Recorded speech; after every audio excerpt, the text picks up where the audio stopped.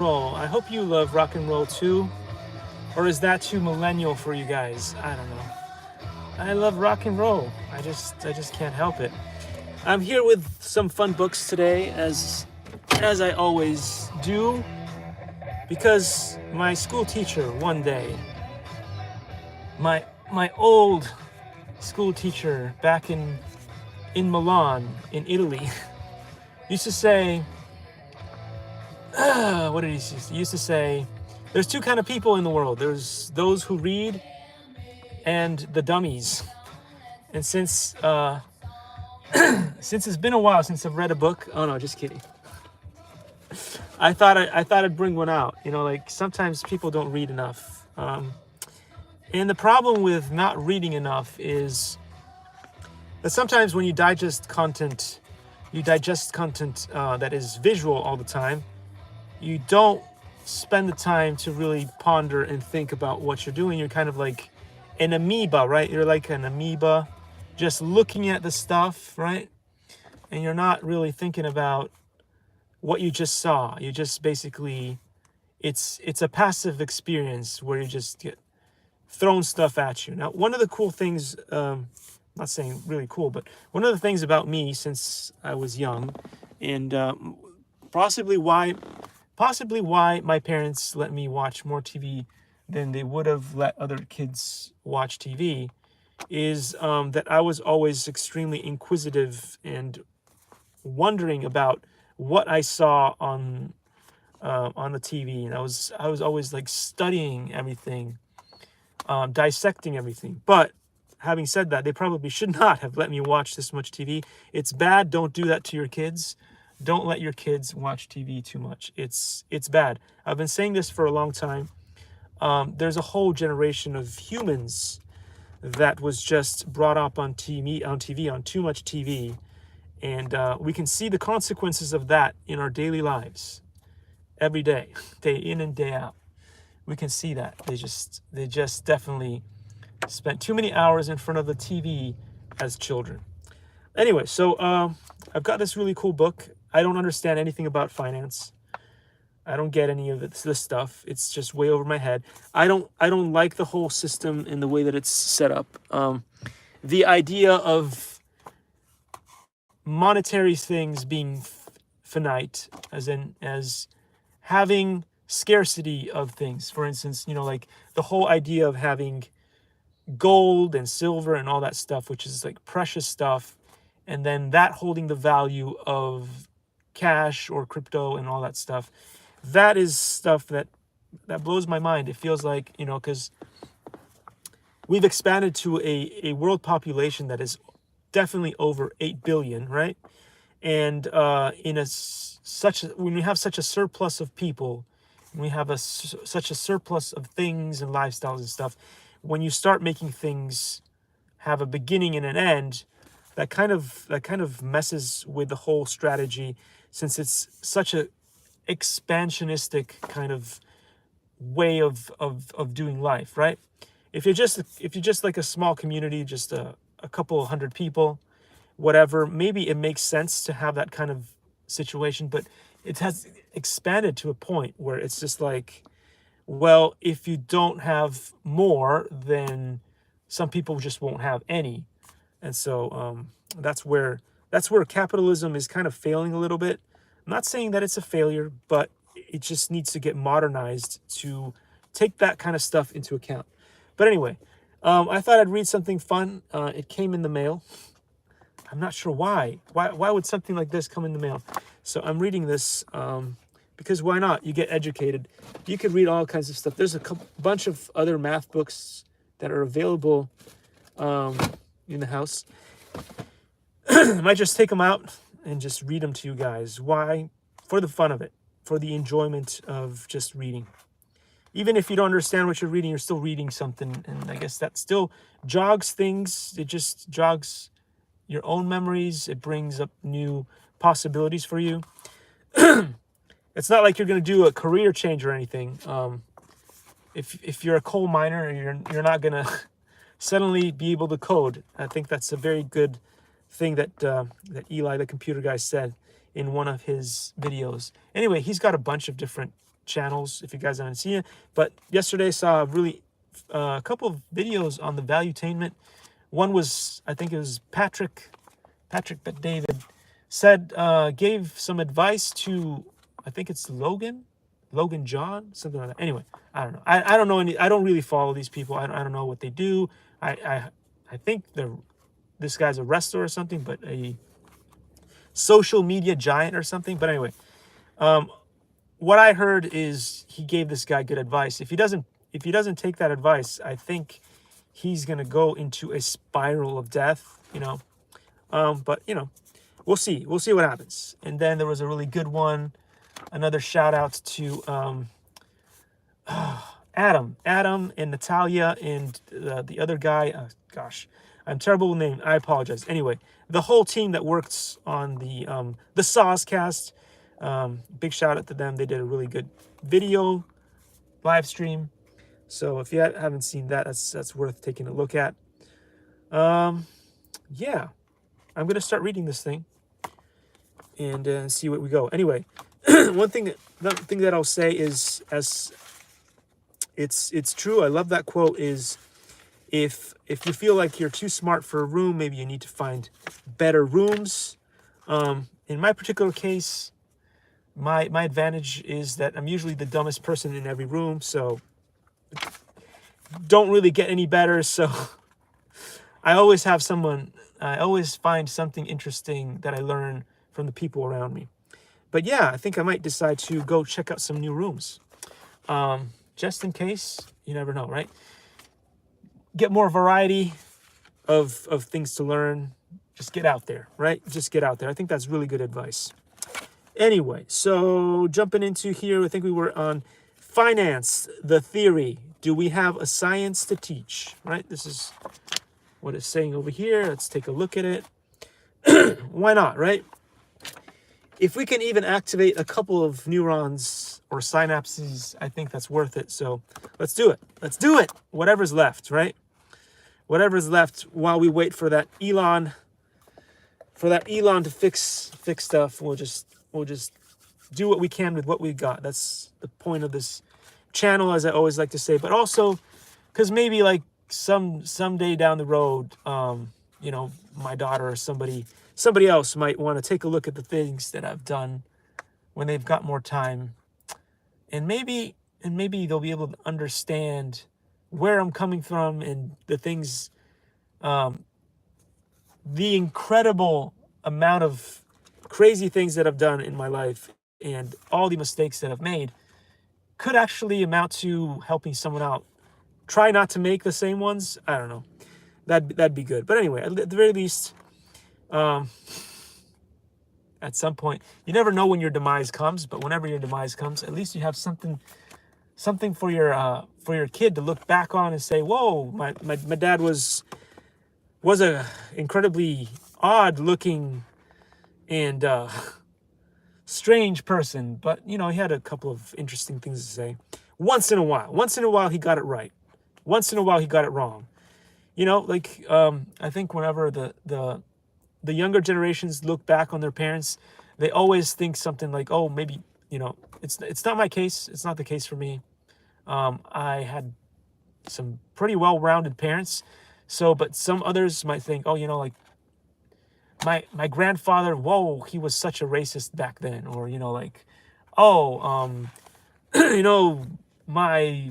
my great uncle was such a sexist or something. I don't know. Some people have that kind of experience. I've actually been lucky that I can say that about pretty much all of my family members. We're kind of very well-rounded, low-key individuals. Some very wealthy, some not so wealthy. A good range of all kinds of walks of life. So, hey, I think they did well. I think they did well. I'm one of those people who can say that I'm pretty proud of the family that I had before. And again, everybody works with the circumstances that they have in life, and they do the best that they can. Could things have been done better? Of course. I mean, like, if you have better access to different knowledge and stuff, but the resources back then, it was just different, the way things were, right? Things that worked back then, 40 and plus years back then don't really apply so much to the current situation that we live in today. So if you don't upgrade yourself to what's going on, you get left behind, and that's kind of a sad thing, because times change too fast nowadays. And back then there was this nice sort of more stable circumstances. I remember back in the day when I used to visit Italy, the same stores. I haven't been there for so long, so I don't know if it's been changing or not. But back in the day, one of the cool things about going back to Europe in general was that the same stores that had always been there would always be there. So the landscape wasn't really changing much at all. And so if you lived in sort of a certain area and you did mingle, because they still have moms and pop shops over there, I think. I'm not sure if they still do, but back then you had moms and pops, like whether you went to get your favorite prosciutto or whatever it was, or you bought yourself the bread or whatever. There was always people there, and you spent enough time going to the same places, you would be able to meet and know the people there, which is not so much something that you see in modern day life, especially in big cities and stuff like that, or in America, and generally just franchises. It's not usually the regulars that you see. Sometimes you have Tina, and then maybe you go there the next day and Josephine is serving you some. So it's not the same thing. But anyway, different cultures, different lifestyles. We'll see.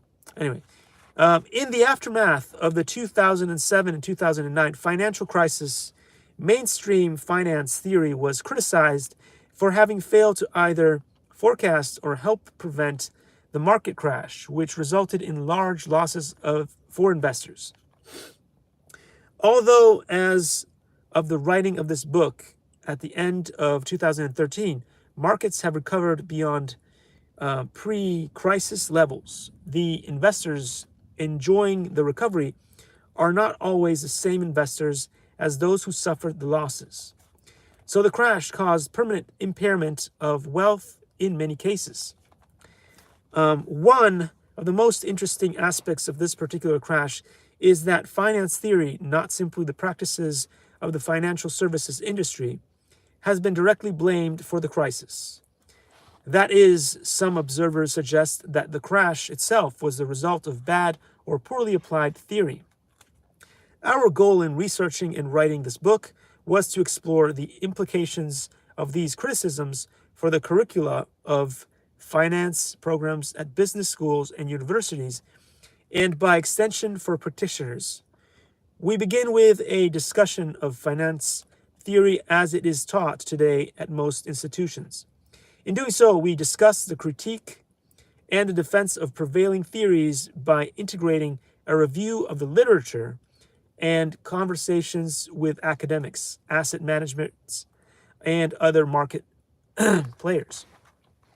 Although our focus here is finance theory, we also address economic theory to some extent because classical finance theory and classical economic theory share the same principles. Indeed, since the contribution of Eugene Fama, 1965-1970, professor of finance at the University of Chicago, Booth School of Business, and co-recipient of the 2013 Sveriges Riksbank Prize in Economic Sciences in memory of Alfred Nobel, the principles of neoclassical economics, in particular, the hypothesis that capital markets are efficient, have been applied to finance. Do we have a science to teach? So let's see what they have to say about that. The first question is whether we have a science or are making progress towards a science to teach future investment professionals. Is our science merely an idealized rational construction that ignores market realities? If so, exactly what should we be teaching students of finance whose objective is to manage other people's money, right? Is an alternative science based on observations available or in progress? Or does our current knowledge of economics and finance have been have to be removed from the realm of science together and placed on a par with the social sciences. In response to the criticisms leveled at mainstream finance theory following recurrent financial crises, the proponents of the theory defend its validity. They argue that all sciences use idealizations and that the idealizations used in mainstream economics and financial economics are useful, although they cannot foresee or explain financial crises such as the 2007-2009 crash. So it says, according to mainstream theory, the cause of large market swings is attributable to exogenous events that the theory cannot predict. Others consider crashes to be the consequence of random fluctuations in market returns. Excuse my humanity. This view deserves explanation. The fact that a phenomenon can be described with simple probabilistic models does not per se preclude the existence of deeper, more informative explanation of the same phenomenon. Different levels of explanation might coexist, of course, with different levels of accuracy. For example, random number generators are perfectly deterministic models that generate sequences of numbers that appear to be random sequences. Finite, that's the concept that I was talking about before. Sequences of numbers generated by random number generators pass all tests of randomness and are described as sequences of independent draws from a given distribution. Although these sequences are generated by a deterministic model, they can be described with good approximation as random sequences. In both the practice and the theory of finance, different families of statistical models of varying complexity can be used to describe the same data samples. The choice between these models is often based on statistical tests that do not allow any definitive answer. The possibility of describing crashes as random phenomena is not in contradiction with more refined models that have greater predictive power. By adopting appropriate distributions, one can take the simplified view that crashes are purely random events. This approach is the first level of approximation, the most coarse-grained view of market behavior.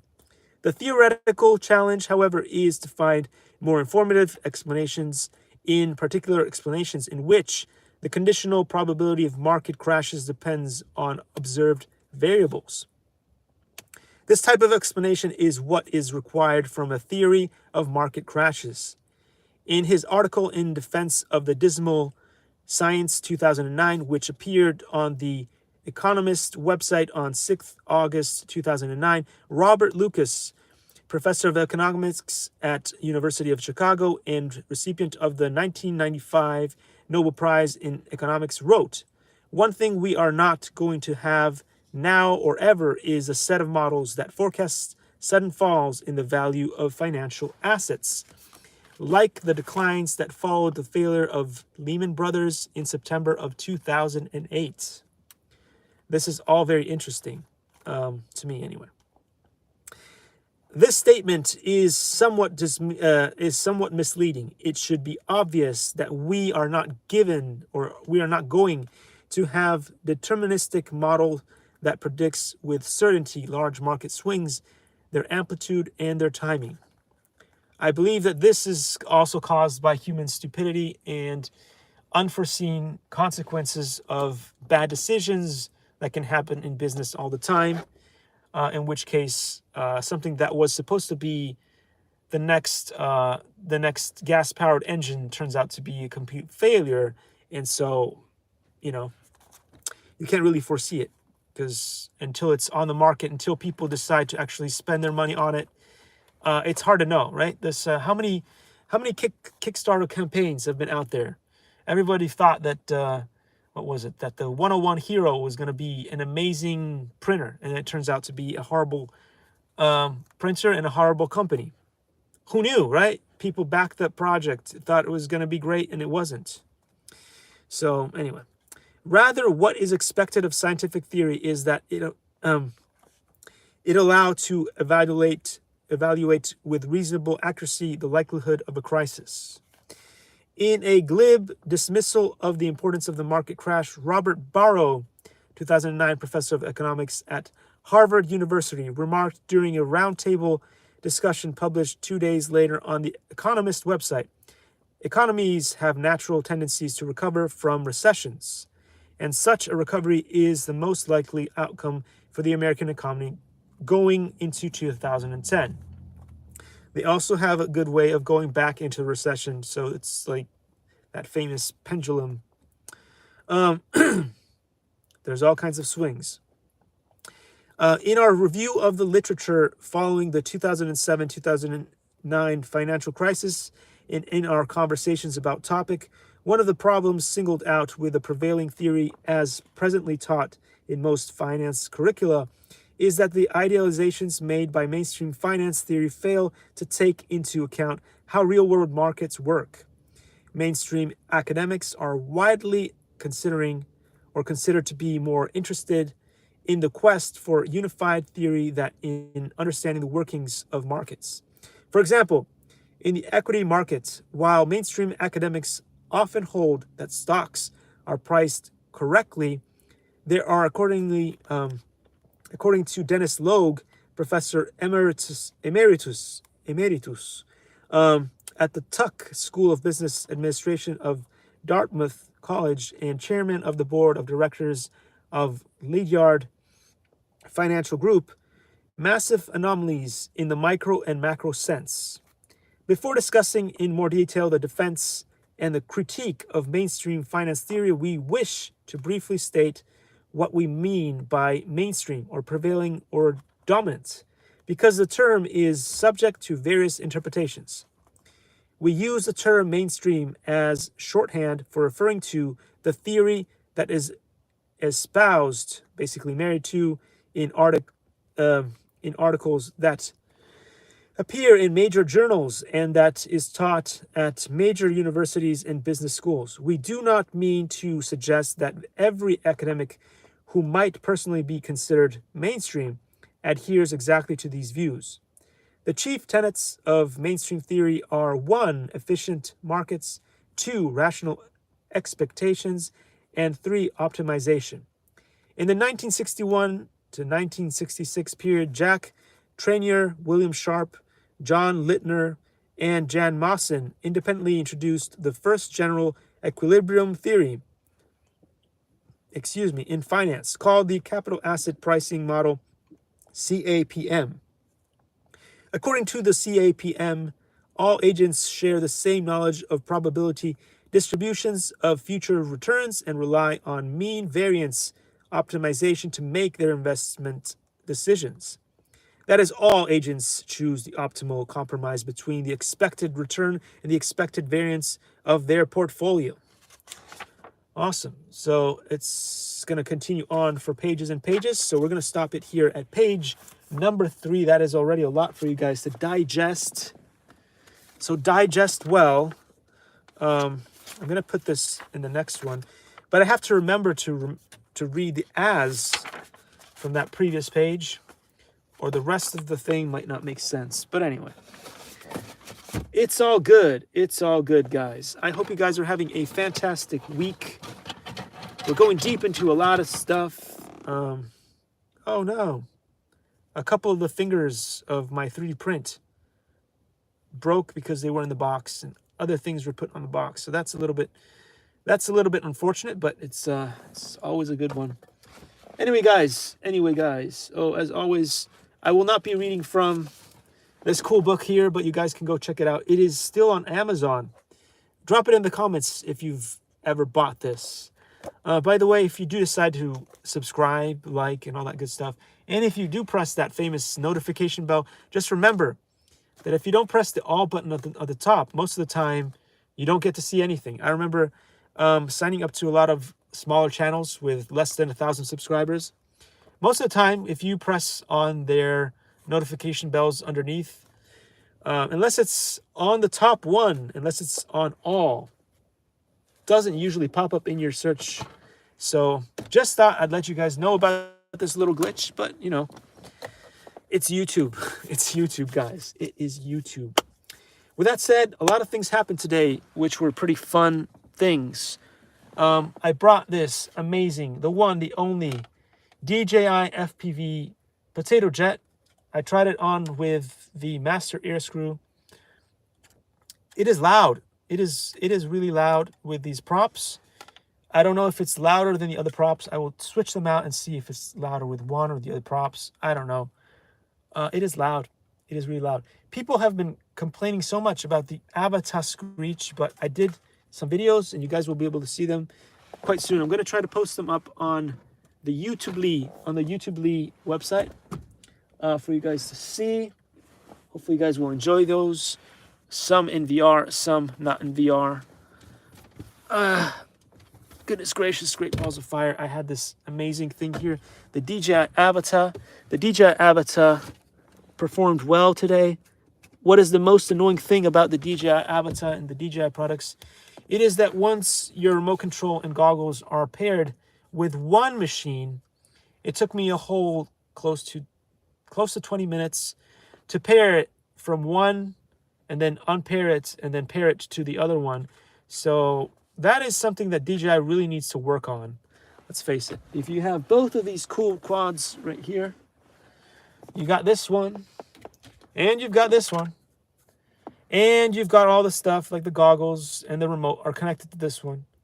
And then you go, okay, well, you know what? I like to do what I usually like to do with a lot of my other quads in the whatchamacallits, in the analog system. You have like one remote, and that can be the ring that rules them all, right? Like in Lord of the Rings. Well, it's cool that you can do that with both of these, but it takes such a long time. Again, it took me 15 minutes. Maybe it's just because it's the first time that I did it, but it kept crashing. It was just a pain. It was just really annoying, especially because the process is separate. So you have to connect to the goggles, then you have to connect to the remote, and it goes in that specific order. No point in turning on the remote at all until the goggles are connected, or kind of, I don't know. It had to do one of its ridiculous firmware updates in the middle of the thing.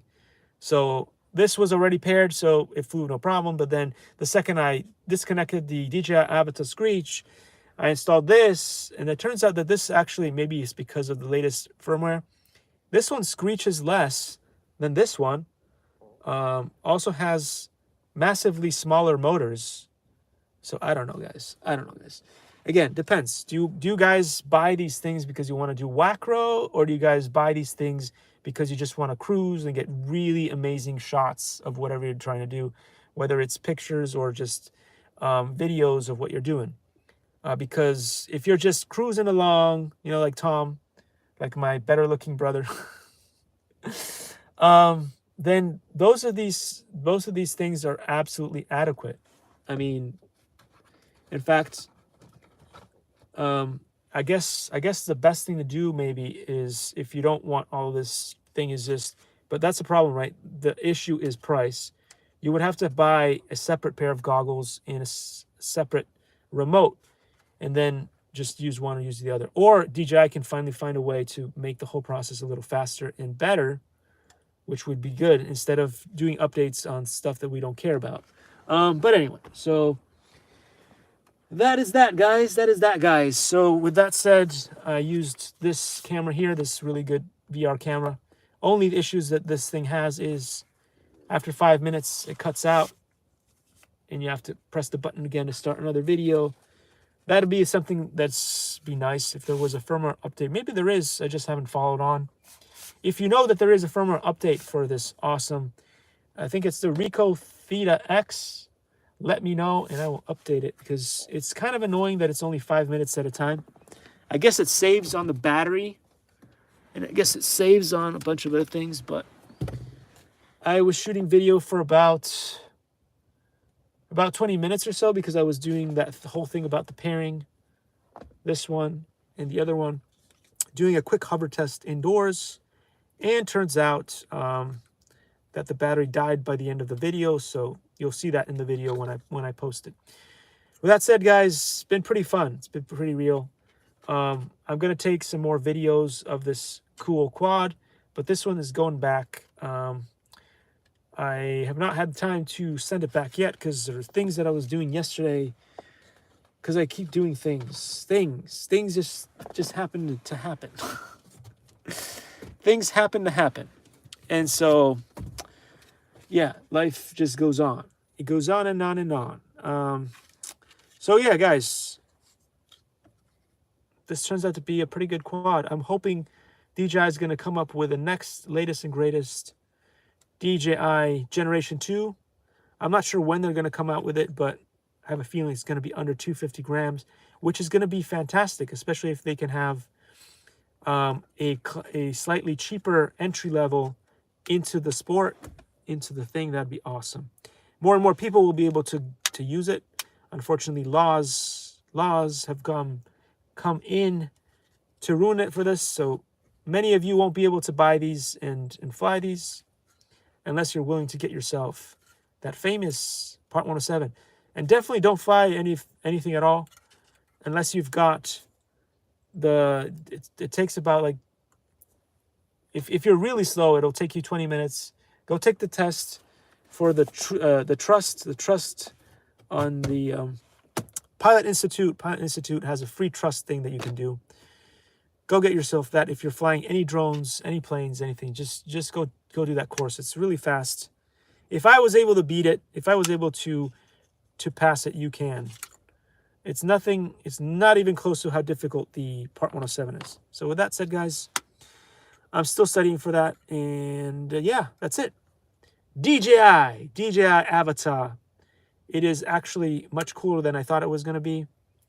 Feels really, really premium, this thing. But yeah, you know what would make it look even cooler is if I had all the cool things, all the cool 3D printable stuff that you can get from Original Dobo. Go check him out, guys. He's done some really cool things. He's got the jock strap from here, so if, in case you're doing wacro and you drop a drone, the battery falls out, slides out. There's a cool jock strap that you can put on here, and it stops that from happening. It's got the rib riders, just in case you're worried about breaking the plastic on this. Really cool, rubbery. I think it's probably TPU. Not sure for 100%. Go check out his website to find out all the details. But it'll make it easier for you guys to see this, because you see it's all black.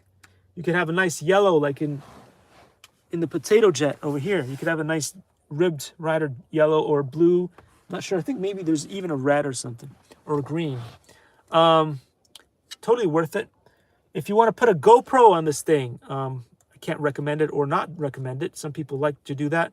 He's got a cool called a Bad Idea mount. It's so cool. And I think he's even got one that is glow in the dark, which is, I think, is amazing.